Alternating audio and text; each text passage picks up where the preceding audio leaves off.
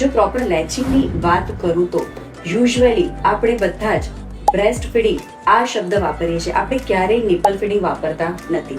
અને કોમનલી દરેક new mom specially જે નવી માતા બન્યા હોય એમને એવું જ હોય કે બાળકને નિપલ આપી દીધું એટલે બાળક છાતીથી દૂધ લેશે અને બાળકનું પેટ ભરાય છે.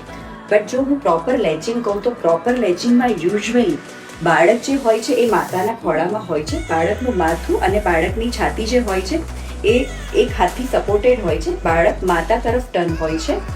બાળકનું મોઢું વાઇડલી ઓપન હોય છે. કારણ કે આ બ્રેસ્ટ છે તો બાળકનું મોઢું પહોળું ખુલ્લું હોય છે. એરિયોલાનો મોટો ભાગ બાળકના મોઢામાં હોય છે. બાળકની ચીન જે હોય છે બ્રેસ્ટને ટચ હોય છે. અને આ સિચ્યુએશનને આપણે કહી શકાય કે this is a proper latching. Normally જે નિપલ પર ફીડ કરે છે તો આ જે રોંગ પ્રેક્ટિસ છે એને કારણે ઘણી વખત લેચિંગના ઇસ્યુ આવતા હોય છે.